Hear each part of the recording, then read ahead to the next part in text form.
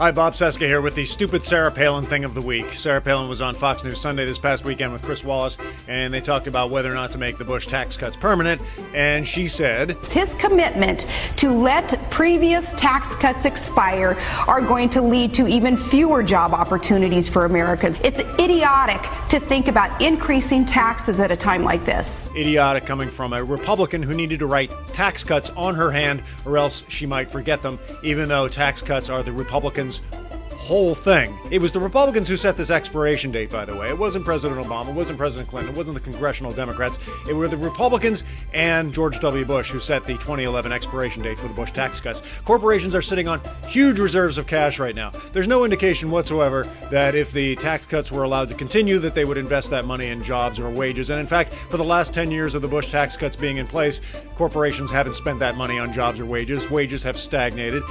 There hasn't been much job creation. And in fact, we've had this little thing called the biggest recession since the Great Depression that certainly hasn't created any jobs despite the tax cuts being in place.